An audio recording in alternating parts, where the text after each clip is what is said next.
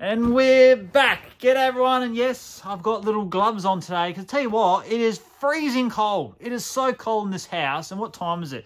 It's 11:55 in the middle of the day. I'm not putting a heater on in the middle of the day. That's just not happening. Times are tough, penny pinching. So yes, it's so cold. And you're probably thinking, why is this bloke wearing this? I swear the last video I watched, he was wearing this Adidas or Adidas, that's it, Adidas jumper, Adidas jumper last video. Well, you did see right, and yes, I do have more clothes than this, but I'm doing back-to-back videos. So I shot my little arcade Nintendo video before, did a couple of things, had a break, and we're back into it an hour later doing another video because the house is quiet and I'm trying to take advantage. Anyway, on task, we are talking about rare Nintendo consoles, Nintendo 64 consoles. It means something different to everybody, and I really wanted to make this video and talk about it. What I mean by that, I'm going to show two absolute bangers. Two absolute bangers of a console if you are a hardcore Nintendo 64 console collector like myself. But maybe to the average Nintendo fan or gaming fan or collector or just someone passing by, they're thinking, well, how is that rare? But anyway, I'm talking about, we've got a ring light to deal with here too, the Formula 1 Grand Prix pack, Le Pack from what, France? So we've got console 1 there, and we got, this one's not in as nice condition, but rare as hell. The Formula 1 Grand Prix pack 2. So we've got pack 1. Oh, sorry, my shoulders is very sore. 1 and 2 here. I'm not going to hold that up for long because that's a bit awkward. Hang on a minute. That didn't work very well, did it? Anyway, so, oh, hang on, that's it. I can hold them like that. So we've got these two rare Nintendo consoles. Now, there's like potentially like 250 to 500 of these, 500 to maybe 1,000 of these. So they're rare. They don't come up often. They're hard to find. But are they collectible? Sometimes having, you know, not enough knowledge or little knowledge can really change your thinking.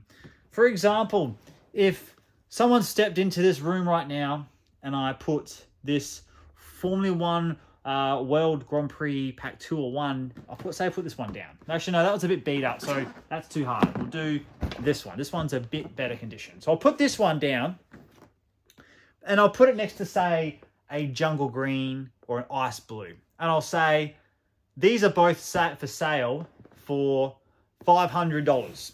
Which one would you like? 8 out of 10, I reckon, the person would pick the jungle green one if they're not knowledgeable. So the point I'm trying to make is the jungle green is something that, you know, the casual person will grab. Oh, yeah, actually, I remember that from my childhood. I had one of those. I used to play Nintendo 64. That'd be cool to have. This one, you know, it just comes with a plain grey N64, whereas the jungle green one's really colourful, or the ice blue or the fire orange looks really cool compared to this.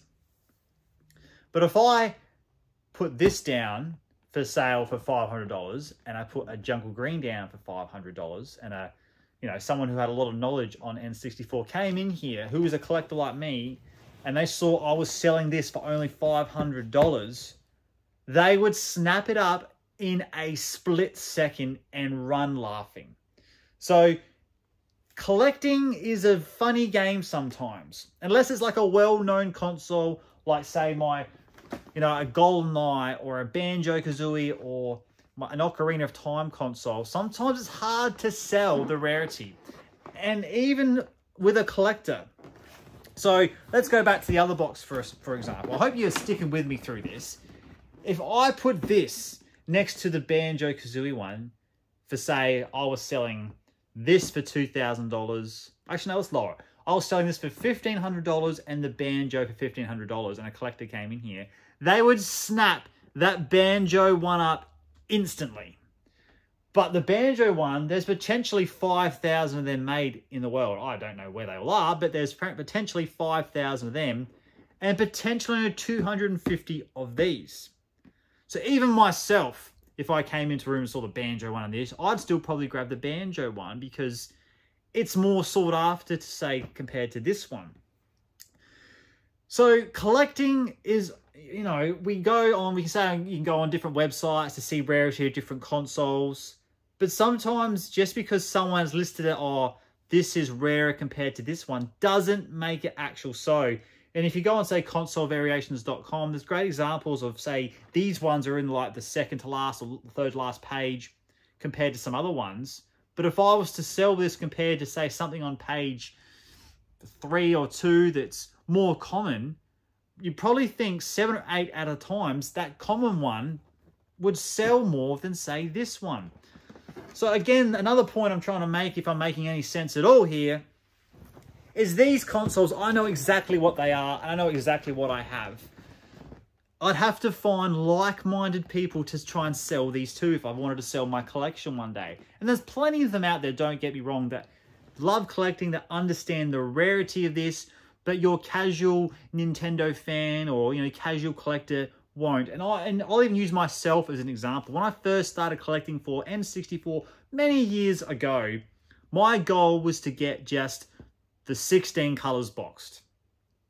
And until I had that goal completed, I wasn't interested in these other variants. And some special variants came up in those times. Say the Scandinavian Mario Kart 64 one came out. That wasn't a color. It was just a plain gray one like this, but it was a special Mario Kart box. I wasn't interested in that. I wanted a color one. So I chased the color one. There was a, I can't remember the name. It's not FIFA World Cup. The International Soccer one.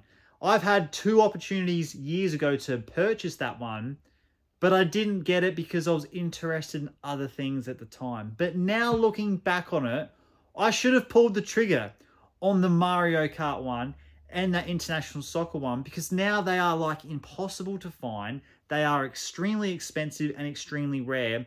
Whereas when I was chasing, say, you know, one of the Japanese Pokemon ones, or I was chasing the Smoke Clear Grey, like, they are expensive, but they are more common to come up.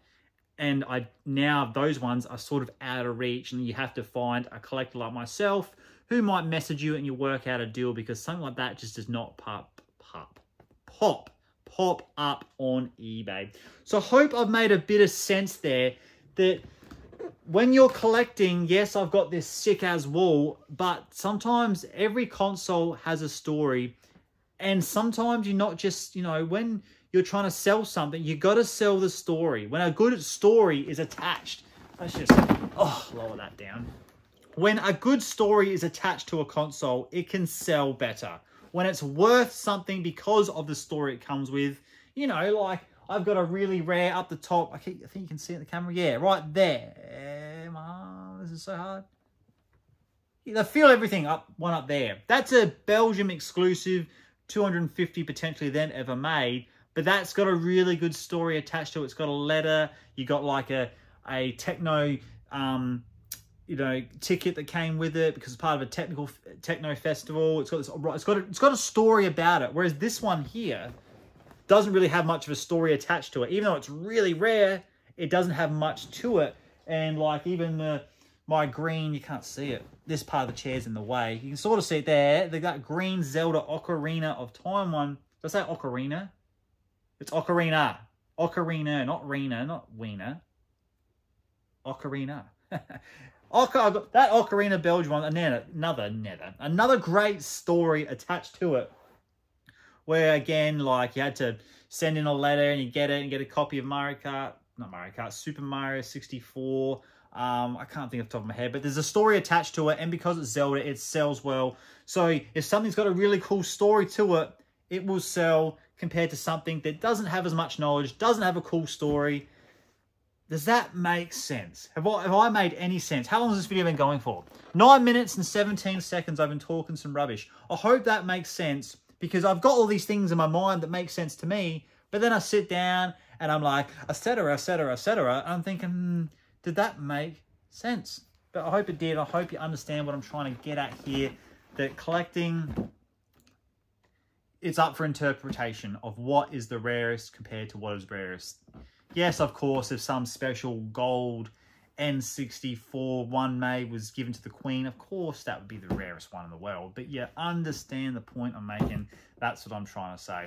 Anyway, yes, so I do own more clothes. It's freezing cold in here. I can even feel my nose start to run a little bit because it's just cold. Like, we need some heat back. We need some warmth back.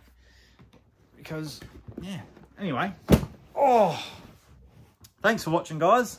I'm going to bump the cameras to lean forward. And, yeah. Until my next little adventure in my head, until I think, oh, I need to talk about that. Until then, ta-ta.